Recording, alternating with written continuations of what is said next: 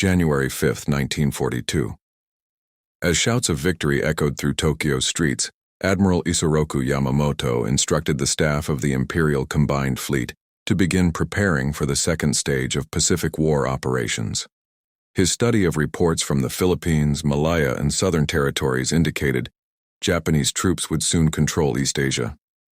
Yamamoto told his chief of staff, Matome Ugaki, to complete plans by mid-February. The speed of Japan's conquests astounded Tokyo's planners and sparked sharp disagreement within the Imperial General Staff. Ardent nationalists wanted to press onward while victorious.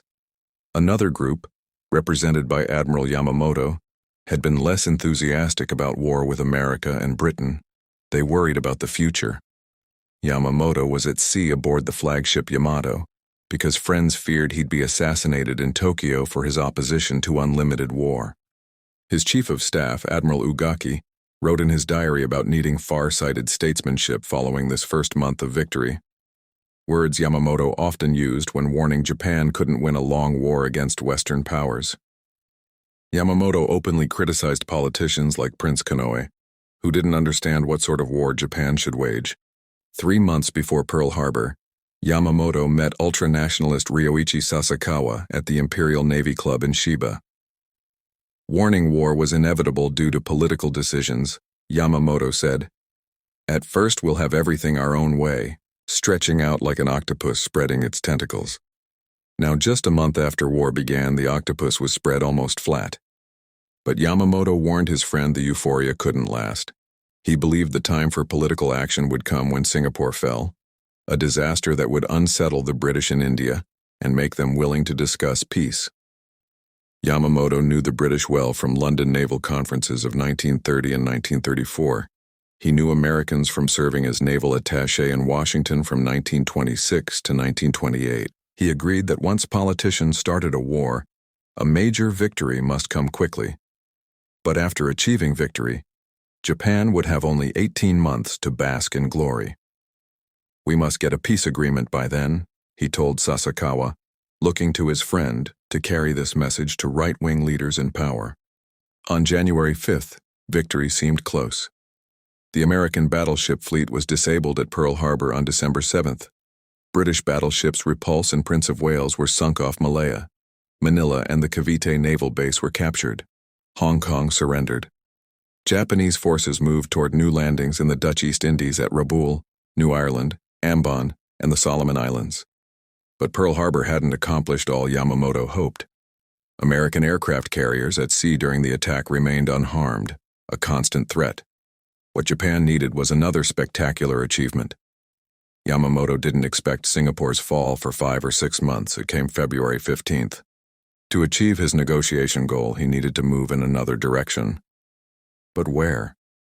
The army vetoed Yamamoto's suggestion to attack the Soviet Union. Such a land war conflicted with their commitments in China and Southeast Asia. 3 other ideas emerged. Yamamoto's favorite, attack in the Indian Ocean, invade Ceylon, draw out and destroy the British Far Eastern Fleet as he'd done at Pearl Harbor, then push into the Middle East to link with Germans driving toward Soviet oil fields. The army refused Middle Eastern operations. 2 plans remained. One, advocated by Tokyo's Naval General Staff, called for attacking Australia to deprive Americans of that forward base. After moving into Solomon Islands, the Navy would take New Guinea, New Caledonia, Fiji, and Samoa. Imperial headquarters already set up occupation systems for Australia and New Zealand. Yamamoto disliked the Australia plan. Too time-consuming, not spectacular enough to halt Americans. He knew Pearl Harbor had aroused American vengeance spirit. Japanese had learned to detest Americans as soft and incompetent. Too soft, the army said, to fight to the finish. Even capturing Singapore wouldn't stop Americans. Yamamoto wanted a victory enabling Japan to extend a generous olive branch. In January, he ordered another plan drawn. 2 months later, officers brought to Tokyo the MI plan envisaging battle off Midway Island to destroy American carrier force. They also brought the AL plan detailing invasion of North America via Alaska. If successful, Hawaii would be occupied, perhaps even the West Coast. Victories at Midway and Aleutians would give politicians negotiation leverage for the peace Yamamoto hoped to achieve. In Tokyo, admirals quarreled around Navy Ministry conference tables, but Yamamoto ultimately had his way. Forgotten was potential significance of Singapore's February fall or impending collapse of Bataan and Corregidor. Either might have served Yamamoto's purpose. Their diminished importance stemmed from Lieutenant Colonel Jimmy Doolittle's April B-25 bomber raid on Tokyo. The Doolittle Raid shocked Japanese into realizing Americans were only beginning to fight. In June, after Midway became disaster for Japan, there was no time for recrimination. The Army didn't even know the full extent. News of 4 fleet carriers' destruction was suppressed, known only at Navy's highest levels. While Yamamoto pursued Midway, Tokyo's Naval General Staff moved Navy and Air Forces steadily southward to attempt cutting off Australia. Naval forces took Rabaul January 23rd, conducting constant reconnaissance and bombing raids against other islands and New Guinea. Australians, communicating concerns to General Douglas MacArthur after his March arrival, believed Japanese would soon move against New Guinea, making northern Australia nearly a walkover. Japanese already bombed Darwin in February. In March, invading Salamaua, New Guinea, they stepped up pace. In May, just before Midway, they sent an occupation force toward Port Moresby, turned back by fierce American-Australian defense in Coral Sea carrier battle. Japanese did occupy Tulagi north of Guadalcanal, building a seaplane base there. Coral Sea convinced planners in Washington and Australia to prepare for Japanese southern movement. MacArthur told Australian government to expect attack before anticipated Japanese thrust against India. He cabled General Marshall, requesting 2 carriers and 1,000 planes. But in Washington that May, Admiral Ernest J. King, Chief of Naval Operations, informed Marshall that until June's end, he'd have only 2 working carriers in the entire Pacific. While Japanese had 10 carriers on Midway's eve, Pacific Fleet Commander Chester W. Nimitz gave advanced warning about expected big Japanese move, which became Midway Battle. During Midway events, Japanese established forces in New Guinea Solomons area. Major General Tomitaro Hori landed South Seas Force at Salamaua. Naval troops occupied Lae, building an airbase there. Independent of Yamamoto, Imperial General Staff planned Port Moresby operation. Lieutenant General Harukichi Hyakutake was ordered to press toward New Caledonia, Fiji, and Samoa, ready to resume advance against Port Moresby by July, after Midway, when Yamamoto could return with combined fleet. That big carrier force would protect this new move.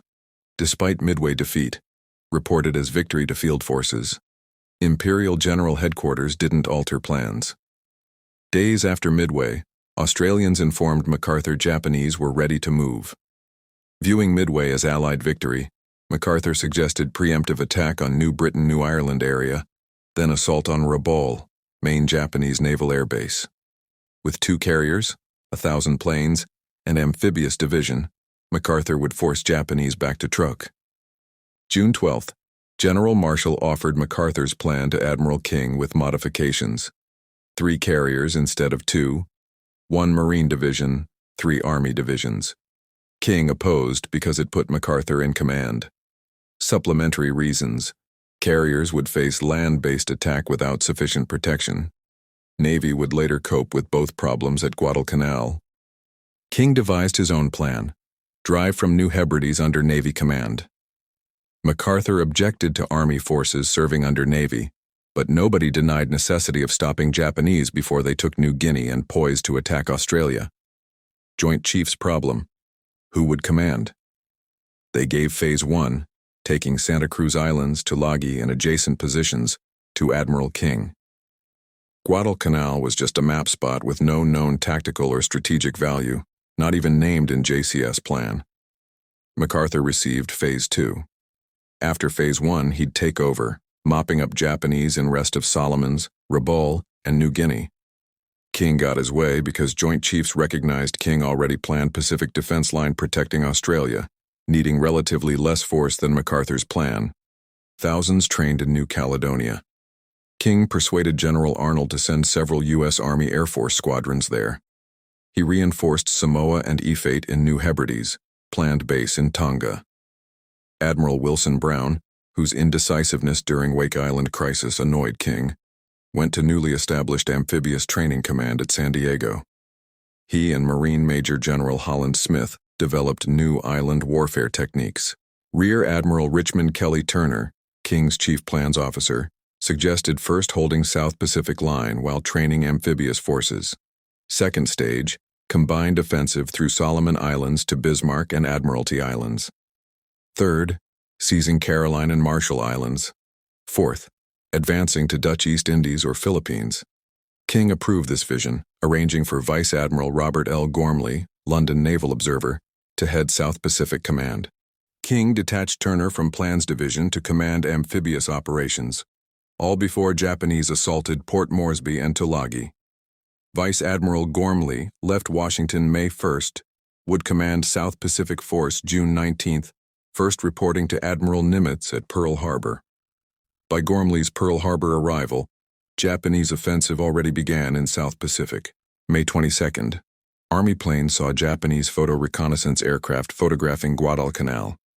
Army intelligence suggested Japanese prepared to build airfield there. June 25th. Intelligence reported grass on island's central plain burned off, tents erected, wharf under construction at Lunga. 6 days later, Australian Coast Watcher on Guadalcanal reported airfield construction awaited arrival of Japanese construction units, 11th and 13th Pioneer Forces, equivalent to American CB units. Radio interception at Pearl Harbor confirmed this. Pacific Fleet's Radio Intelligence Group, breaking parts of Japanese naval code, intercepted message saying 11th and 13th Pioneer Forces would arrive destination July 4th. Fleet intelligence connected the dots. Admiral Turner, visiting Pearl Harbor en route to prepare South Pacific amphibious landing, learned from Nimitz's intelligence report where he was going. Nowhere but Solomon's. Within 2 weeks, Turner was in Wellington boarding flagship USS Macaulay, former Grace Line passenger ship Santa Barbara. His task? Train entire amphibious task force in 1 month. As Turner moved ships and men, Gormley went to Melbourne conferring with MacArthur. Gormley left New Zealand with gloomy thoughts about amphibious operation foolishness when nobody knew how to do it. MacArthur, disliking the plan, agreed entirely. They agreed available planes couldn't guarantee landing sufficient air coverage. This meeting occurred July 18th, landing scheduled in 3 weeks. Gormley sent dispatch to Washington recommending operation deferral. King, unhappy with this message, having told Gormley he'd receive difficult job without proper tools until perhaps fall, answered, "No, invasion would proceed as planned." Gormley left Washington convinced America wasn't ready for South Pacific aggressive action. Gloom increased, failing to get CBs and other units sent immediately to New Zealand. From beginning, Guadalcanal invasion plan suffered intelligence failures. All commands knew operation was coming, especially after July 10th when Nimitz sent Gormley operations orders.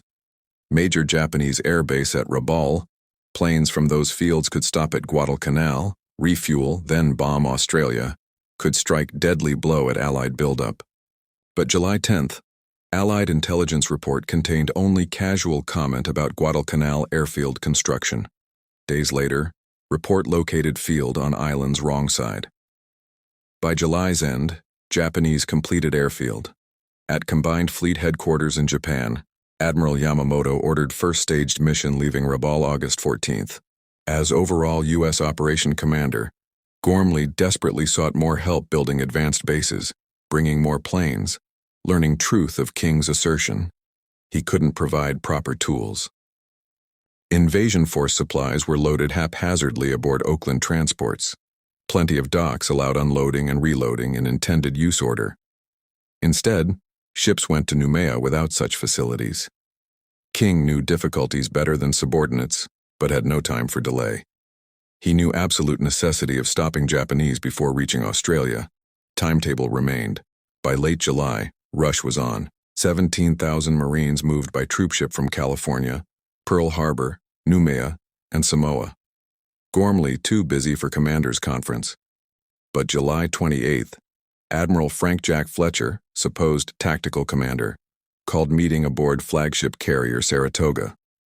For first time, tactical unit commanders met discussing invasion. Fletcher would protect invasion with his task force.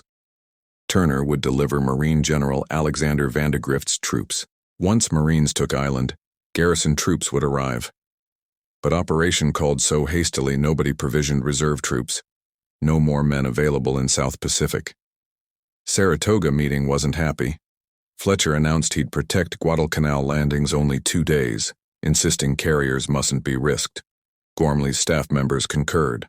Fletcher, gun-shy, thought whole operation cockeyed, hasty, doomed.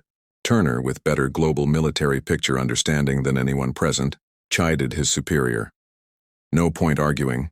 Decision made to risk all. Their job, carry out orders. Fletcher should have known after Coral Sea. King, so displeased with Fletcher's constant action avoidance, he insisted Nimitz ascertain Fletcher's fighting spirit. Nimitz, kindly man-liking Fletcher, gave carrier commander pep talk. When Midway was won, Fletcher, in command there, could hardly be faulted. But first American offensive operations eve, warning troops and support ships he'd desert them in 48 hours, was most inauspicious beginning. Guadalcanal invasion rehearsal staged July 28-31 at Coro Island near Fiji. Only 1/3 of assigned troops got ashore. When they did, they didn't know what to do. Vandegrift regarded mock-up as complete bust, but no time for second-guessing. July 31st, Marines back aboard transports heading for Guadalcanal. August 6th afternoon, as 75-ship task force neared Solomons, Fletcher nervously broke away with carriers. He'd have planes over landing force as promised, but 26 carrier group ships were taken far from harm's way. If American intelligence permitted Japanese Guadalcanal airfield buildup, Japanese intelligence was faultier. As U.S. invasion fleet massed South Pacific, Japanese had no inkling of forthcoming attack. July 1942, Japanese Army preoccupied capturing New Guinea as staging point for Australia-New Zealand operations. Major General Tomitaro Hori's South Seas Force landed 2,000 troops near Buna. After capturing Buna, Japanese planned constructing airfields there as prelude to new Port Moresby attack. So July, Japanese air power concentrated against Port Moresby. Bombers and fighters sweeping over piers and airfields nearly daily. After Japanese landings, air forces also supported beachhead. Early August, attention fixed on New Drive. Combined Australian-American Air Force responded with raids on Japanese air bases at Lae. During these preparations, Yamamoto's flagship Yamato anchored at Hashima in Japanese waters. Leisurely, he prepared forthcoming air operations over Australia, planning to see then what action taken next. Preparation. August 3rd, naval air groups stationed at Lae brought back to Rabaul ready for Guadalcanal operations beginning following week. 1st August week. South Pacific skies cloudy. Handful of Japanese search planes took to skies. None found American armada steaming toward Guadalcanal. Japanese airmen flying from Rabaul surprised to encounter American carrier aircraft around Buna. They'd been told U.S. carriers destroyed at Midway. Pilots assumed carriers operated with Australian forces marching across Owen Stanley Mountains. Actually, they trained for Guadalcanal invasion.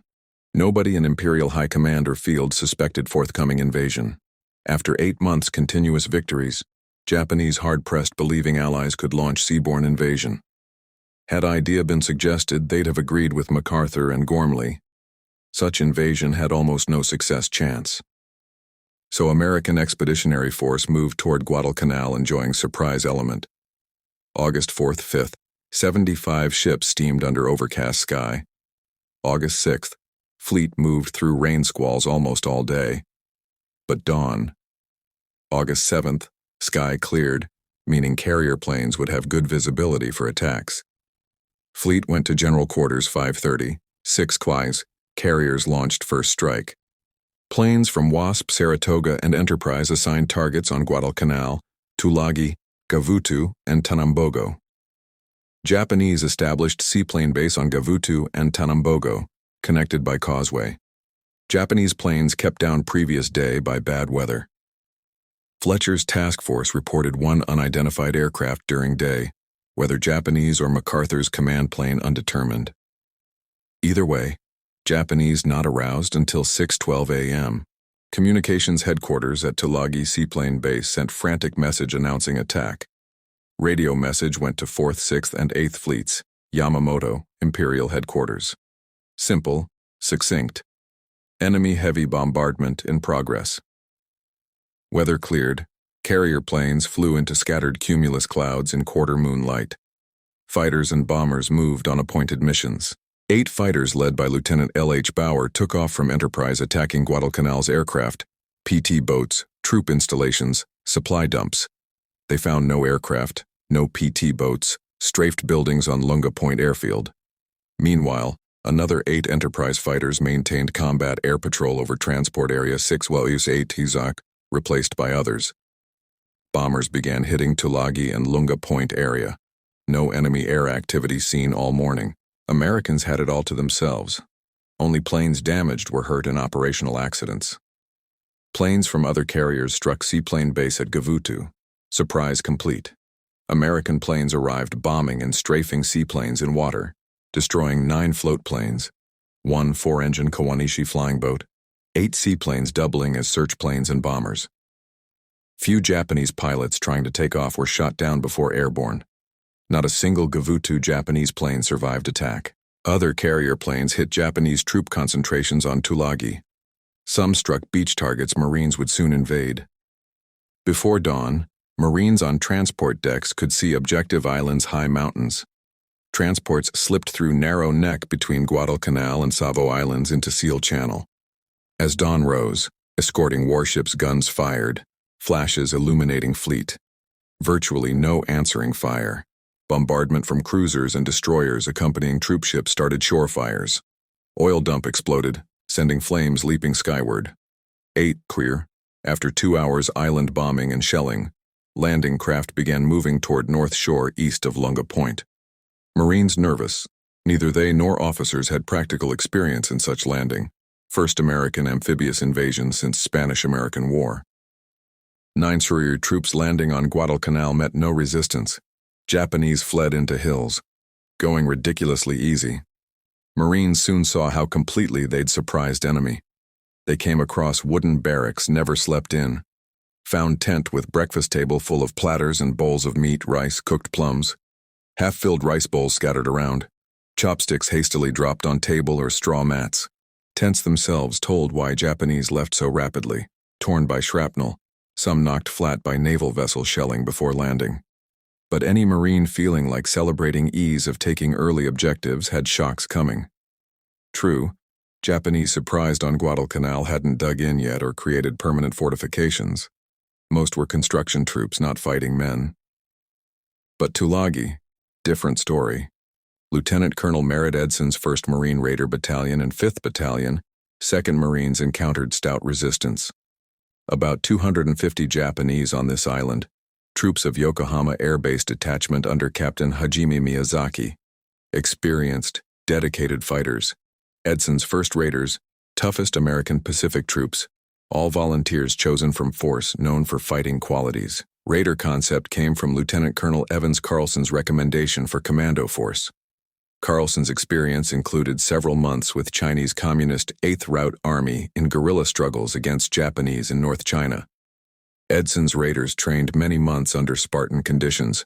Arriving Guadalcanal, they already had powerful reputation. They'd need every trick learned, and learn new ones. This invasion, first contact between highly trained American troops and seasoned Japanese veterans since war began December. Japanese had reputation more fearsome than raiders, gained through phenomenally rapid march through Philippines, Malaya, East Indies. Months Tokyo crowed over victories. Half-world came believing Japanese invincible, reputation Imperial High Command pleased to encourage. Tulagi then, incense first testing ground. Edson's troops landed 8:15 a.m. island's northwestern part. Beginning going didn't seem much harder than Guadalcanal. They encountered resistance from few outposts. Northwest Tulagi covered with thick jungle, small trees, vines, bougainvillea with beautiful leaves, sharp thorns. Initially, terrain seemed worst obstacle. Edson lost only 1 man, to sniper, as Marines hit beach. Edson planned moving inland to ridge running island's length, then working along ridgetop clearing slopes moving south. But terrain so difficult, men took 3 hours chopping way along 1.5 mile rising ground.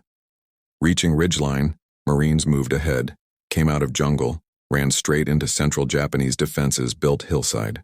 Japanese constructed dugouts, rock embrasures, placed machine guns carefully creating interlocking fields of fire. Defense based on keeping enemy below them. But Marines found crawling up cliffs, they could drop dynamite charges and grenades into dugouts, method they had to use advancing. Once dugout blown, still not safe. One hole, Americans killed 17 Japanese with dynamite charges. One Marine spotted radio inside, went retrieving it. 2 Japanese soldiers still alive shot him and another man coming after before killed. One Marine section took this defense position island center while center and left flank Edson's force pushed down ridge. Even along ridgeline going not easy. One company suffered 15% casualties first afternoon. Frontal resistance stiff. But Japanese frontal resistance only half battle. Snipers seemed everywhere, tied in trees, building tops, behind rocks. Favorite sniper tactic? Let forward Marine unit element pass, then begin shooting men from behind. This move almost always meant sniper death, but usually not before causing several casualties. First Raiders learned that day small .25 caliber Japanese rifle and machine gun slugs more apt to wound than kill. From Japanese viewpoint satisfactory, since additional troops and resources needed caring for wounded. Afternoon, Raiders drove along ridge until running into 3-sided ravine, whose floor was old British cricket field. Japanese dug into ravine walls, established crossfire fields becoming familiar later months. As Marines moved up, they ran into crossfire. Edson stopped because darkness coming, no time probing unknown dangers. That night, Tulagi Marines had another new experience. Japanese, knowing outnumbered with no survival chance, staged one of death-desperate counterattacks becoming infamous.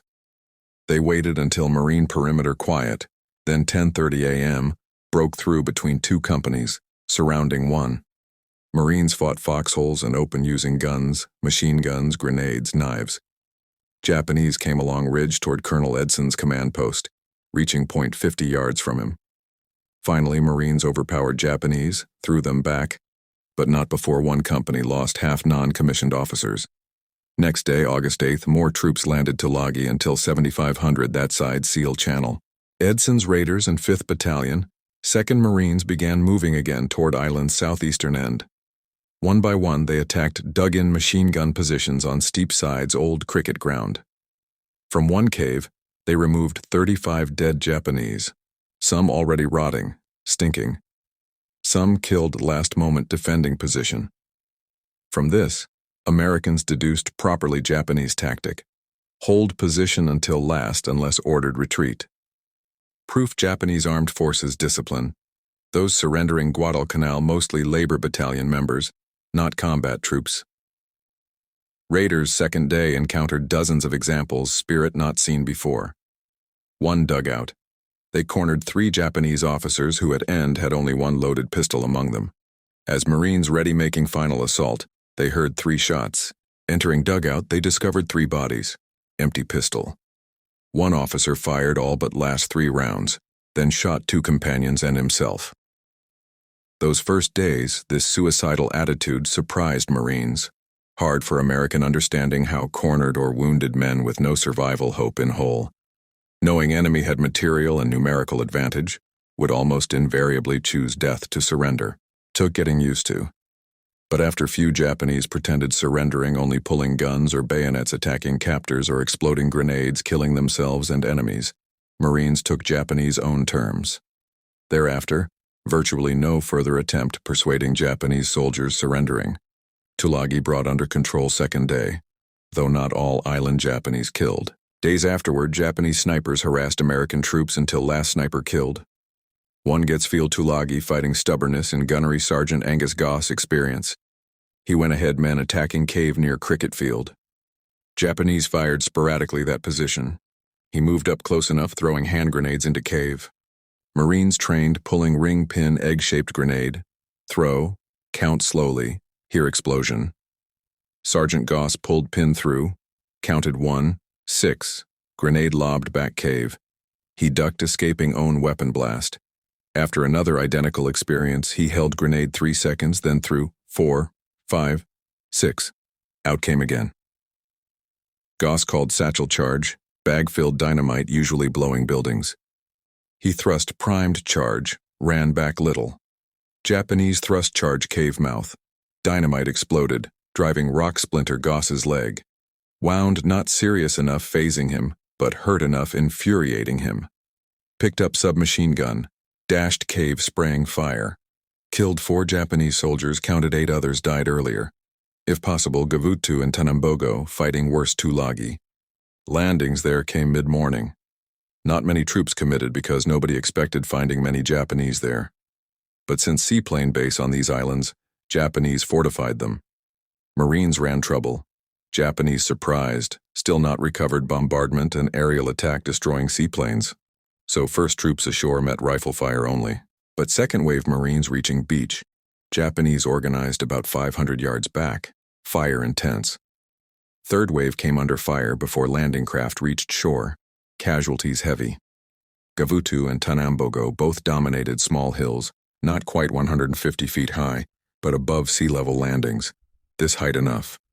Japanese built defenses along slopes, well-supplied machine guns, automatic rifles, ammunition. As Tulagi, each Japanese position had taken, they didn't retreat.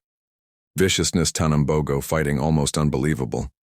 Early waves, Marines landed tanks. Japanese came surging toward Tanambogo dock where landings made. Japanese built defenses along slopes, well-supplied machine guns, automatic rifles, ammunition. As Tulagi, each Japanese position had taken, they didn't retreat. Viciousness Tanambogo fighting almost unbelievable. Early waves, Marines landed tanks. Japanese came surging toward Tanambogo dock where landings made. Mid-afternoon first day, apparent Marines could use reinforcements. Unit landed earlier Florida Island, no Japanese, called assisting. Tanambogo taken but Marines unable securing causeway, linking 2 small islands. Reinforcements ordered, Tanambogo. Dusk, given 5 minutes preparatory bombardment naval vessels. Unluckily, 1 last shells hit fuel dump near beach, lighting shore noon-like. As Marines came up, Japanese had them clearly silhouetted against sea. From dugouts hills came steady stream machine gun and rifle fire. 2 boatloads Marines reached beach. Third boat coxswain killed tiller. Boat slewed around heading back sea. Following boats did same, believing some change orders. So 2 boatsmen stranded ashore, only protection concrete pier. Japanese firing. Soon Americans returned fire. Japanese spotted position tracers. Soon several men down. 1 boat retired taking wounded. Sometime before confusion eliminated, other boats began landing. Meanwhile, Japanese launched counterattack beach. Captain Crane, unit leader, cut off boat. He and 5 men hid brush darkness, escaped returning beach after Japanese drawn back hillside positions. Eventually extricated, but 4-hour August 8th of morning before another unit landed able securing causeway. Fighting started, 500 Japanese connecting islets Gavutu and Tanambogo. Fighting ended, none. Early August 7th of morning, Tulagi radio station flashed first word United States assault Rabaul. Astounding news reached Rabaul airfield just pilots early morning missions preparing taking off another day harassing Australians New Guinea. Orders immediately cancelled. All available planes dispatched striking American invasion force. Before planes taking off, received unwelcome news Tulagi. Entire flying boat flotilla destroyed. Then contact Tulagi broken, could only mean base overrun. 8:30 a.m.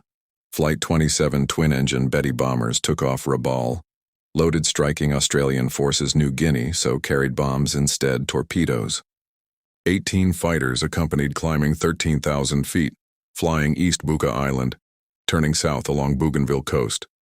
Picked up 4 Enterprise planes just after 1 afternoon. Enterprise fighters flying 18,000 feet, when down below spotted large Betty formation escorted Zeros just above Florida Island. F-4Fs attacked. Lieutenant V.P. Deus shot down 1 bomber. 4 others began smoking. listed probables. But after initial run, Zeros joined fight. F-4Fs broke off taking refuge cloud cover instructed. Hard hit. One F-4F shot down. Lieutenant Deus plane badly shot up making emergency landing WASP. Lieutenant G.E. Firebaugh led another Flight 6 fighters Enterprise found enemy off Santa Isabel Island. Zeros came fast, 10 attacking 3 fighters. All 3 F-4Fs shot down. Other 3 American fighters attacked bombers. Ensign R.N. Duncan shot down 1 Betty. First Zero kill made radio electrician T.W. Rhodes, but Zeros came after them force. F-4Fs ducked clouds hide. 10 Zeros after them 2 formations observing Japanese rule. Never let wingman sight. They attacked F-4F's starboard quarter. Lieutenant Firebaugh, enlisted pilot W.S. Stevenson Jr., pilot machinist W.H. Warden shot down. 1 coast watcher picked Firebaugh water off Santa Isabel Island. Guadalcanal coast watcher sent canoe rescuing Warden off same island. Stevenson not found. Other carriers story much same. Bombers easier targets.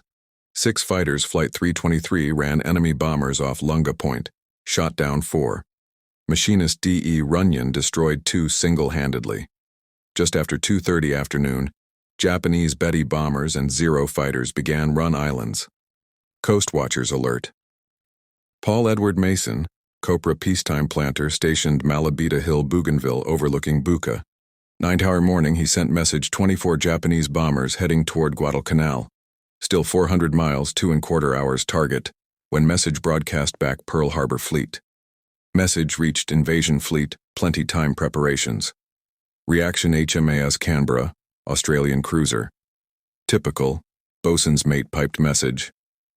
Ship will attacked noon 24 torpedo bombers. All hands pipe dinner, 11 hows. Torpedo bombers came right schedule. United States fighters climbed above 20,000 feet.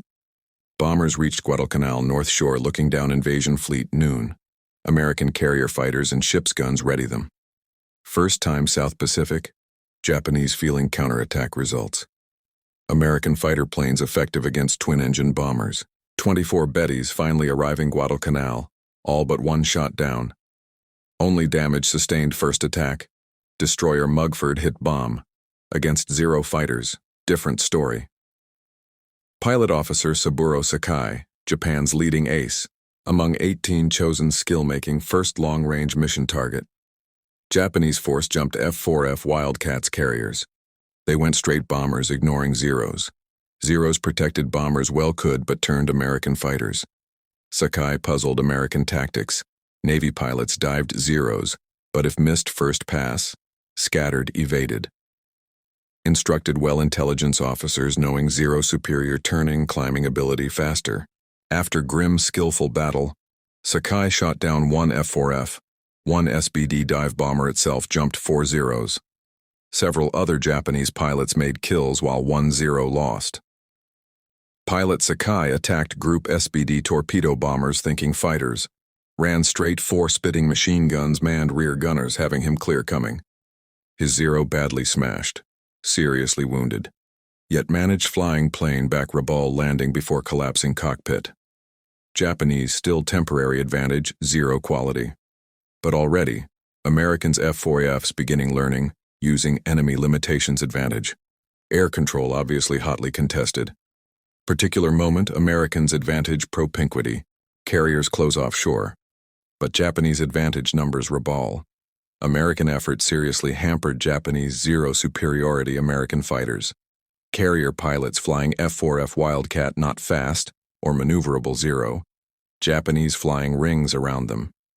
F-4F 1 advantage, sturdy construction armor protection, all needed keeping lost planes ratio low Americans. Rabaul, Japanese recovered rapidly American invasion surprise. But Japanese fighters problem, 100-mile round trip. That reason first day, Commander Nakajima, fighter squadron leader, resisted higher authority demands all Zeros available sent fight, dispatching only most experienced flyers. Soon sending others.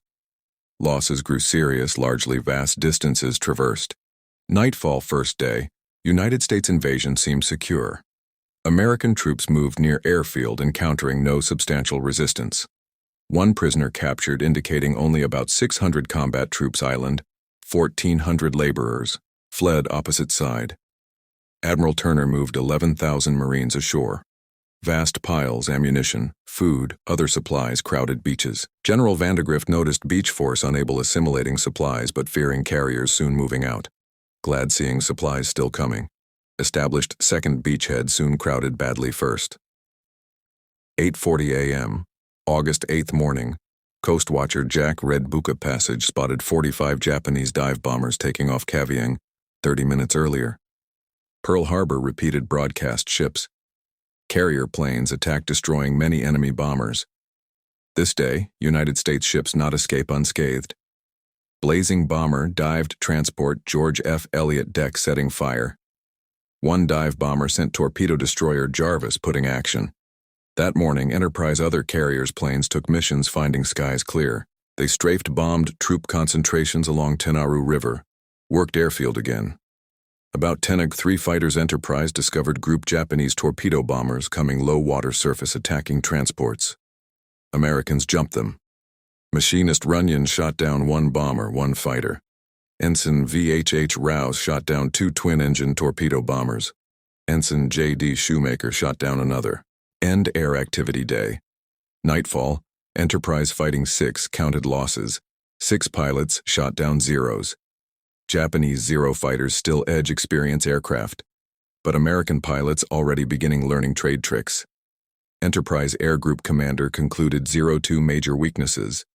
Limited firepower, inability withstand punishment, because Zero superior rate climb, maneuverability, fuel capacity. F4F pilots warned sticking close together. When attacked, each 2-plane element should setting scissors movement, constantly turning toward each other.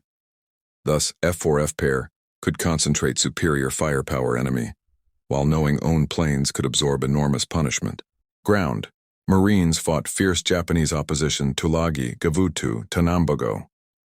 Tulagi suffered 90 casualties but took control. Island second day end. Japanese garrison 250 men fought end. 200 killed, 3 surrendered. Rest swam straight Florida Island continuing fighting. Gavutu Tanambogo. Marines suffered 250 casualties. 500-man Japanese garrison wiped last man. Tulagi fighting fierceness sharp contrast easy Marine advance Guadalcanal. There, August 8th morning, Marines reached airport edge naming Henderson Field after flyer killed Midway. Beginning developing contempt enemy. I wish Japanese come out fight, one Marine said within hearing Richard Tregaskis, International News Service correspondent accompanying invasion. All do run jungle. Surface Marines couldn't ask finer war, but officers edgy second afternoon. Too easy. Sea Americans apparently no opposition either. Few Japanese patrol craft, tenders, 1-2 transports caught shore, destroyed first invasion hours shelling bombing. Only air Japanese giving Americans pause. Most first waves bombers destroyed, but meeting Zeros cost 21 Admiral Fletcher's 99 carrier planes. That loss, not high operational standards, convinced Fletcher decision withdrawing sound. 6 hour evening, Fletcher asked Admiral Gormley, allowing withdrawing carriers. Withdrew before reply. When Admiral Turner intercepted Fletcher dispatch, realized carrier withdrawal leaving him no air cover, but meeting Zeros cost 21 Admiral Fletcher's 99 carrier planes. That loss, not high operational standards, convinced Fletcher decision withdrawing sound. 6 hour evening, Fletcher asked Admiral Gormley, allowing withdrawing carriers. Withdrew before reply. When Admiral Turner intercepted Fletcher dispatch, realized carrier withdrawal leaving him no air cover, Japanese planes number could increase sharply, enemy bringing aircraft island chain. Fletcher beginning withdrawing, Japanese moving force. When word invasion flashed Guadalcanal Rabaul, Vice Admiral Gunichi Mikawa reacted immediately. Mikawa, Japanese 8th Fleet Commander. Outer South Seas Force meaning responsibility whole South Pacific operation. First move. Loading 6 small transports troops dispatching destroyer escort reinforcing 2,000-man Guadalcanal garrison. But convoy ran American submarine S-38 operating Australia following Philippines fall. S-38 sank transport Mayo Maru, 342 men aboard. Sinking coupled enormous American invasion flotilla reports, persuaded Admiral too dangerous moment trying reinforcing garrison, called back other 5 transports. That time Japanese naval assistance already way Guadalcanal, Mikawa, lucky timing matter. Early August 7th morning, Tulagi garrison sent last message. 5 heavy cruisers left Kavieng northern New Ireland tip. 3 headed northeast Manus Island Admiralty Group, 2 bound Rabaul. Mikawa soon ordered all 5 cruisers hastening Rabaul. Shortly noon, cruiser Chokai accompanied destroyer moved Simpson Harbor. Other 4 cruisers waited St. George's Channel, New Ireland, New Britain, Chokai rejoining. Coming late afternoon, carrying Mikawa himself accompanied light cruisers Tenryu, Yubari. So Japanese moved toward Guadalcanal. 5 heavy cruisers, 2 light cruisers, destroyer. Speeding south, Mikawa composed battle plan. Cutting speed, delaying arrival until after midnight August 8th, making surprise night attack American forces beachhead. Admiral knew Americans several carriers area while none. Night attack guarantee not harassed American planes since Americans no record proficiency night aerial operations. Fact, Americans no record competence any sort night naval operations, while tactic aspect became Japanese specialty. Mikawa problem. Afternoon moving close Guadalcanal without coming too soon, still not giving surprise element. Had attacking supporting Guadalcanal defenders, but if surprising enemy, effectiveness enormous. Admiral didn't know just then, but divided command nature, American air intelligence system inferiority, lack clearly defined search methods playing directly hands. Intelligence Japanese ship movements, Americans Guadalcanal depending air search submarine reports. Only most special circumstances Coast Watchers reports much use concerning naval ship operations. Early day, cruisers sighted United States B-17 Army bombers moving toward Rabaul. Evening, August 7th, Mikawa force sighted S-38 coming St. George's Channel. That night, S-38 commander reported contact Brisbane, but 2 reports not given much credence American naval commanders. Rabaul became Japanese Navy forward base. Quite normal ships moving. Americans saw no indication ships question steaming Guadalcanal. Admiral Gormley responsible coordination American attack elements but securing air searches depending several sources. First, long-range B-17 bombers General MacArthur's American Army Air Force, Australian Army Air Force. MacArthur command part operating independently. Second, Admiral McCain's land-based Naval Air Force including seaplane tenders, PBY patrol bombers. MacArthur planes taking responsibility Bismarck Island search concentrating big naval airbase Rabaul. McCain watching northern approaches region meaning truck, marshals. Fletcher carrier planes supposed making short-range searches actually making none. Fletcher bemused worries. Admiral Turner looked charts seeing Japanese marvelous approach Guadalcanal Island. West Bougainville coast, straight between Shortland Islands, Vella La Vella past Colombangara, between New Georgia Santa Isabel, then between Florida Island Guadalcanal North Coast. Lane christened the slot, soon becoming infamous American naval history. August 8th morning, 4 PBYs scheduled flying Nandi 700-mile triangular pattern, whose apex Fiji Islands coming almost due west, Santa Cruz Island. 6 PBYs flying search patterns Espiritu Santo, northeast Santa Cruz Islands, ending point slightly above Bismarck's far west Japanese task force. 6 PBYs spreading M across slot Guadalcanal, searching area northwest slot. 3 B-17 searching North Guadalcanal. August 7th night, Admiral Turner studying following day search plan, found slot completely uncovered. Asked Admiral McCain special search there next day, but somehow between Turner flagship, McCain headquarters, seaplane tender Mackinac M message lost. Search never made. Thus August 8th, Americans left uncovered most obvious approach, any enemy naval force Guadalcanal.